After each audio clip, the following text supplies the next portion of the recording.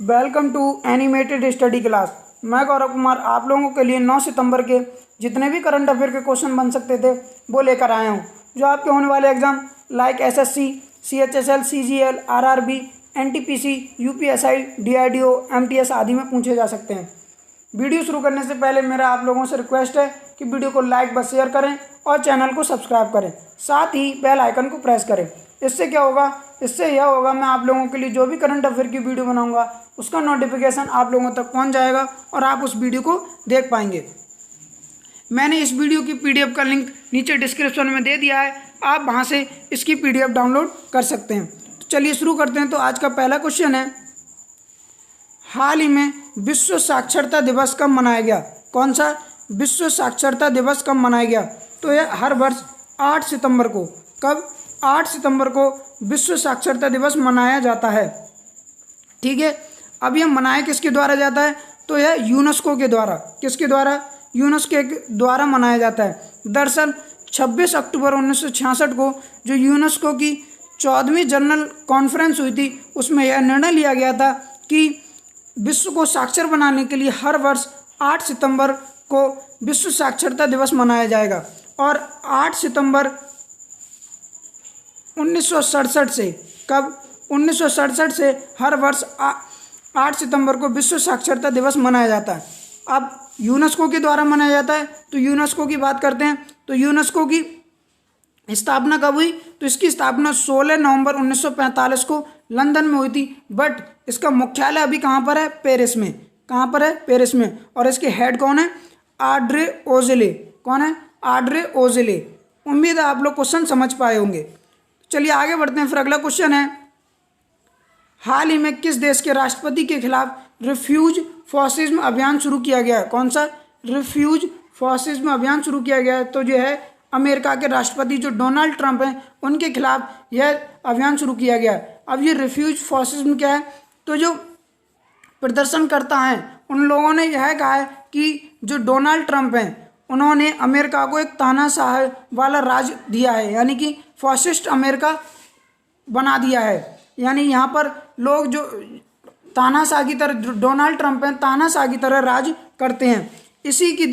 इसी का विरोध करने के लिए इन लोगों ने रिफ्यूज फॉसिज्म अभियान चलाया है।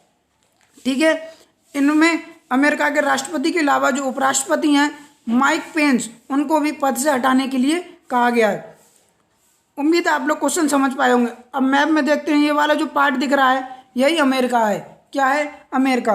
अमेरिका की राजधानी क्या है? Washington DC. और यहाँ की करेंसी क्या है? USA dollar. अभी हाल ही में अमेरिका में 3 नवंबर को, कब? 3 नवंबर को राष्ट्रपति पद के चुनाव होने वाले हैं। ठीक है, उम्मीद है आप लोग क्वेश्चन समझ गए होंगे। चलिए आगे बढ़ते हैं। फिर अगला क्वेश्चन है, हाल ही में विदेश मंत्री एस जयशंकर एससीओ की बैठक में हिस्सा लेने गए हैं। एससीओ की बैठक कहाँ होगी? किसकी? एससीओ क्या है? Shanghai corporation of organization. Shanghai corporation organization. ठीक है, इसकी बैठक कहाँ होगी? तो मॉस्को में। कहाँ पर? मॉस्को। जो रूस की राजधानी है मॉस्को, वहाँ पर इसकी बैठक होगी। अभी हाल ही में क्या हुआ था, कुछ दिन पहले जो हमारे रक्षा मंत्री हैं वो भी एससीओ की बैठक में हिस्सा लेने गए थे। उस वक्त एससीओ की रक्षा मंत्रियों की बैठक हुई थी, और जो अब बैठक हो रही है वो एससीओ में विदेश मंत्रियों की बैठक होगी। ठीक है, उम्मीद है आप लोग क्वेश्चन समझ पा रहे होंगे। अब ये मॉस्को में होगी, तो मॉस्को किसकी राजधानी है? रूस की। और रूस की करेंसी क्या है? रूबल। और यहाँ के राष्ट्रपति कौन है? Vladimir Putin. ठीक है, अब व्लादिमीर पुतिन से एक और क्वेश्चन बनता है कि व्लादिमीर पुतिन कब तक रूस के राष्ट्रपति बने रहेंगे? तो यह सन 2036 तक। कब? 36 तक रूस के राष्ट्रपति बने रहेंगे। उम्मीद है आप लोग क्वेश्चन समझ पाए होंगे। चलिए आगे बढ़ते हैं। फिर अगला क्वेश्चन है, हाल ही में इंटरनेशनल ट्रिब्यून ने किस देश पर 580 करोड़ रुपए का जुर्माना लगाया है? कौन? कितने? 580 करोड़ रुपए का। तो इसका आंसर है पाकिस्तान। क्या? पाकिस्तान। दरअसल क्या हुआ था, अभी पाकिस्तान ने जो अमेरिका की एक कंपनी थी टेथियान कॉपर कंपनी थी, उसको बलूचिस्तान में माइनिंग के लिए लीज पर दिया था। बलूचिस्तान में जगह जो थी वो माइनिंग के लिए लीज पर दिया था। उस पर आप मैप में देख सकते हैं, जो मैंने लाइनिंग की है यही पाकिस्तान है। इसमें जो पीओके वाला एरिया है वहाँ पर वहाँ पर माइनिंग के लिए टेथियन एक ऑस्ट्रेलियाई कंपनी थी जिसका नाम था टेथियन कॉपर कार्प, इसके लिए लीज पर माइनिंग के लिए इजाज़त दी थी। बट इजाज़त देने के बाद कुछ ही दिनों के बाद इसे रद्द कर दिया गया, यानी इन दोनों लोगों की जो बीच डील हुई थी उसे रद्द कर दिया। इसी को लेकर जो टेथियन कंपनी थी वह वर्ल्ड बैंक चली गई। इसी डिस्प्यूट को लेकर वर्ल्ड बैंक के पास चली गई और वर्ल्ड बैंक ने पाकिस्तान को इसका दोषी पाया, क्या जो डील रद्द की थी इसका दोषी पाया, और इसीलिए वर्ल्ड बैंक ने यानी कि इंटरनेशनल ट्रिब्यूनल ने 580 करोड़ रुपए का पाकिस्तान पर जुर्माना लगा दिया। अब पाकिस्तान पे लगा है तो बात करते हैं पाकिस्तान की। तो पाकिस्तान की राजधानी क्या है? इस्लामाबाद। और यहाँ के प्रधानमंत्री कौन है? इमरान खान। और यहाँ की करेंसी क्या है? इस्लामी पाकिस्तानी रुपया। क्या है? पाकिस्तानी रुपया। उम्मीद है आप लोग क्वेश्चन समझ पाए होंगे। चलिए फिर आगे बढ़ते हैं। अगला क्वेश्चन है, हाल ही में भारत और चीन के सैनिक फिर से लद्दाख के किस रेंज में आमने सामने आ गए? कौन से? लद्दाख के किस क्षेत्र में? तो इसका आंसर है रेजोंगला। क्या? रेजोंगला जो क्षेत्र है उसमें पाकिस्तान के भारत और चीन के सैनिक जो हैं फिर से आमने सामने आ गए थे।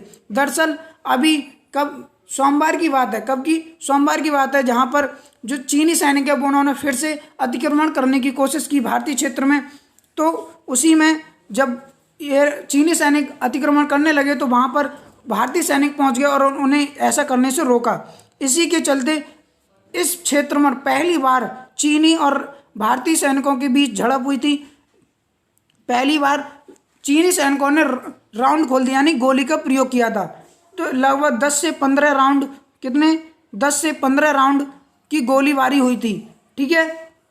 और यह पहली बार हुआ था कि चीनी बॉर्डर पर यानी कि LAC पर पहली बार गोलियां चली हों। ठीक है। यह किया क्यों गया था? क्योंकि आप लोगों को पता होगा कि जो भारत है, भारत की सेना है, उसने ब्लैक टॉप पर, कौन सा? जो लद्दाख में ब्लैक टॉप एरिया है वहाँ पर अपना आधिपत्य कर लिया, यानी वहाँ पर कब्जा कर लिया। उसी को उकसाने के लिए, जिससे भारतीय सेना नीचे उतर आए, उसी को उकसाने के लिए यह किया गया था चीन के सैनिकों द्वारा। ठीक है। लगभग 50 से 60 सैनिक आए थे जो रॉड और भाले के साथ भी थे। कितने? रॉड और भाले भी साथ लेकर आए थे। उम्मीद है आप लोग क्वेश्चन समझ पाए होंगे। आपको मैं मैप में दिखाता हूँ कि ये जो रेजोंगला एरिया है यह कौन सा है। आप लोग जो ब्लैक वाला पार्ट देख रहे हैं ये तो LAC है। क्या है? LAC। और ये जो वाला पार्ट दिख रहा है जिसे मैंने लाइनिंग की है, यही रेजोंगला एरिया है। ठीक है। यहाँ पर ही इन दोनों सेनाओं के बीच अतिक्रमण हुआ था, यानी कि दोनों के बीच डिस्प्यूट हुई थी। उम्मीद है आप लोग क्वेश्चन समझ पाए होंगे।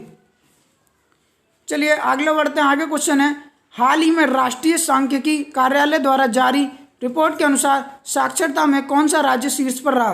किसके द्वारा जारी की गई है? राष्ट्रीय सांख्यिकी कार्यालय द्वारा।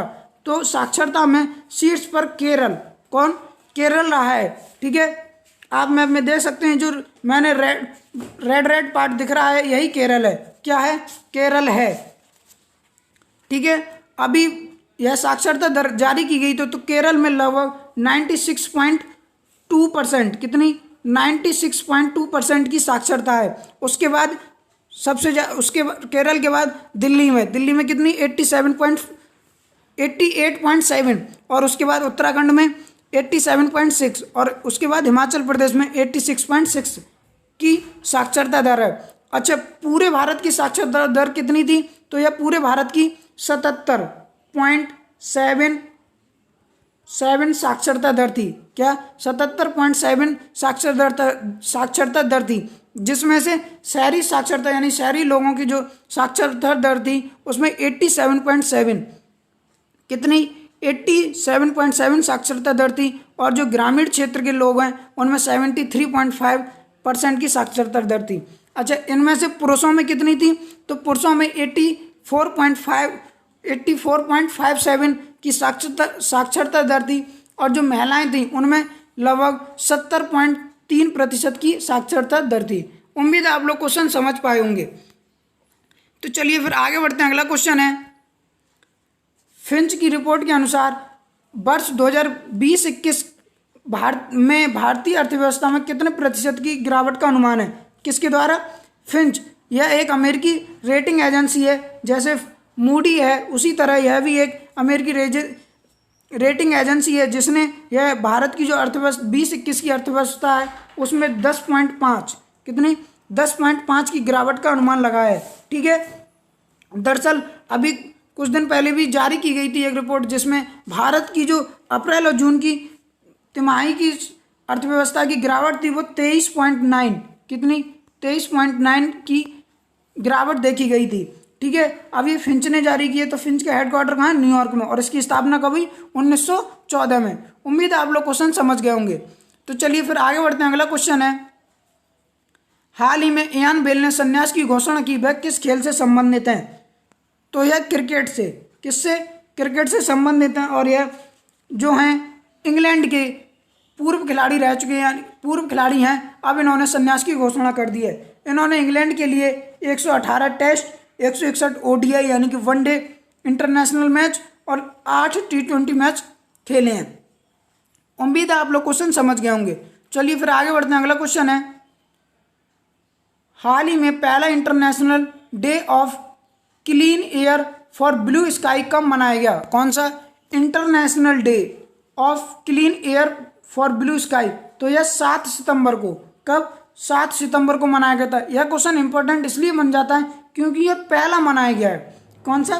पहला मनाया गया है। अच्छा, ये से मनाया किसके द्वारा जा रहा है? तो इसके द्वारा, ऐसे UNGA, क्या, कौन? UNGA फुल फॉर्म क्या है? यूनाइटेड नेशन जनरल असेंबली के द्वारा मनाया जा रहा है। यह मनाया क्यों जा रहा है? वायु प्रदूषण को देखते हुए। किसके लिए? वायु प्रदूषण को देखते हुए। इससे इसलिए मनाया जा रहा है क्योंकि आप लोगों ने देखा जब वायु प्रदूषण होता है तो उससे आकाश बहुत ही ज़्यादा काला काला दिखाई देने लगता है। इससे जो हमारा आकाश नीला होता था वह काला हो जाता है, और इसी को देखते हुए पहला international day of clean air for blue sky के रूप में मनाया जा रहा है।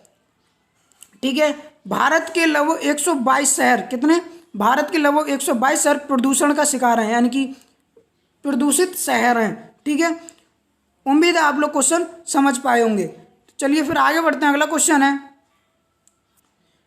किस राज्य केंद्र शासित प्रदेश के मुख्यमंत्री ने कोरोना के बढ़ते मामलों के बीच राज्यवासियों को कॉल कर जागरूक करेंगे? किसके? तो दिल्ली के, किसके? दिल्ली के जो CM है केजरीवाल, उन्होंने यह निर्णय लिया है। दरअसल क्या हुआ था, अभी दिल्ली में यह अफवाह फैलाई जा रही है कि कोरोना से मरीज नहीं निकलना है, यानी कि कोरोना कुछ नहीं है, जिससे लोगों में दहशत बने। ठीक है, उसी को लोगों को, अफवाहों को रोकने के लिए जो दिल्ली के CM है अरविंद केजरीवाल, वो लगभग 1 करोड़ लोगों को कॉल किया जाएगा। उनके द्वारा 1 करोड़ लोगों को कॉल किया जाएगा। उन्हीं लोगों को, ऐसे लोगों को जागरूक करने के लिए जो CM है अरविंद केजरीवाल वो कॉल करेंगे। उम्मीद आप लोग क्वेश्चन समझ पाए। जो रेड पार्ट दिख रहा है हल्का सा, यही दिल्ली है।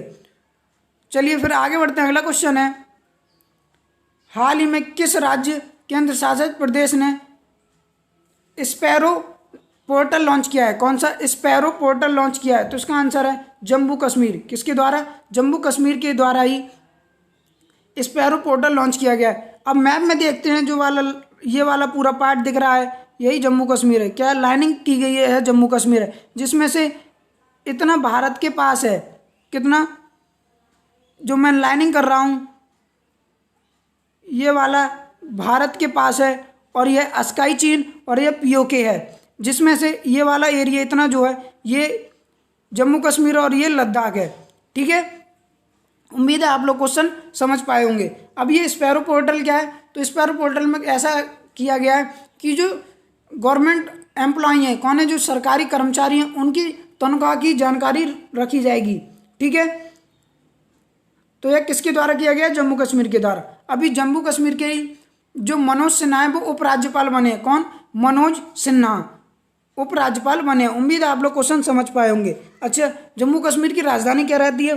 तो 6 महीने श्रीनगर और 6 महीने जम्मू रहती है। श्रीनगर मई से अक्टूबर तक रहती है और जम्मू नवंबर से अप्रैल तक रहती है। उम्मीद है आप लोग क्वेश्चन समझ गए होंगे आज के। तो मेरा आप लोगों से एक बार फिर से निवेदन है कि वीडियो को लाइक व शेयर करें और चैनल को सब्सक्राइब